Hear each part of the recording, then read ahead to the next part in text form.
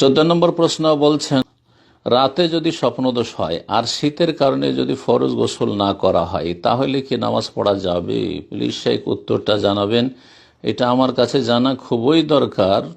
India থেকে বলছি। স্বপ্নদোষ হয়েছে আর শীতের সময় গোসল করলেন না আপনি, তাহলে কি নামাজ পড়া যাবে?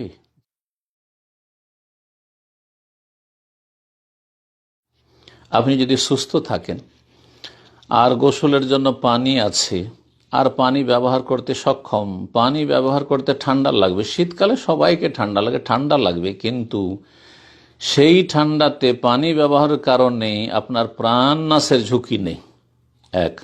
2 নম্বর হচ্ছে অথবা আপনার রোগ বৃদ্ধি হয়ে যাওয়ার ঝুঁকি নেই।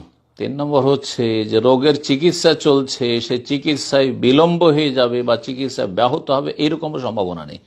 সুস্থ মানুষ বিবাহ করেছেন, রাতে সহবাস করেছেন ঠান্ডার দিনে, অথবা স্বপ্নদোষ হয়েছে, যুবক মানুষ স্বপ্নদোষ হয়েছে আর সুস্থ মানুষ, তাহলে ঠান্ডা পানীয় হইলেও গোসল করতে হবে। যদি আপনার এই 3টির কোনোটি না থাকে, আপনার প্রাণনাশের আশঙ্কা নেই, রোগ বেড়ে যাওয়ার আশঙ্কা নেই, রোগের চিকিৎসা চলছে, চিকিৎসা ব্যাহত হওয়ার আশঙ্কা নেই, তাহলে আসল হচ্ছে যে আপনি গোসল করবেন।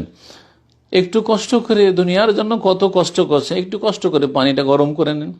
যেখানে গরম পানির ব্যবস্থা নেই সেখানে পানিটাকে গরম করে নেন, খুব সহজ ব্যবস্থা। যদি ঈমান মজবুত থাকে তো অনেক ব্যবস্থা রয়েছে, আল্লাহ যেন তৌফিক দান করেন। কিন্তু আপনি শীতের কারণে গোসল করলেন না ঠান্ডার ভয়ে, এই ঠান্ডা লাগছে বলে অলসতা করে, আর সালাত পড়লেন না, সালাত কবুল লা ইয়াকবালুল্লাহ সালাতা আহাদিকুম, আল্লাহ তোমাদের কারো সালাত কবুল করবেন না। এজা আহাদাসা, যদি হাদাস হয়ে যায়, বড় হাদাস হোক আর ছোট হাদাস হোক, হাত্তা ইয়াতাওয়াদা, ছোট হাদাসের ক্ষেত্রে যখন ওযু না করে নেবে। আর তিরমিজির হাদিস, প্রথম হাদিস তিরমিজিতে, লা তুকবালু সালাতুন বিগাইরি তুহুর, কোন সালাত কবুল হয় না, ফরজ সুন্নাত নফল, ফজর ঠান্ডার সময় গরমের সময় কোন সালাত কবুল হয় না, বিগাইরি তুহুর, বিনা তাহারাতে, বিনা পবিত্রতায়।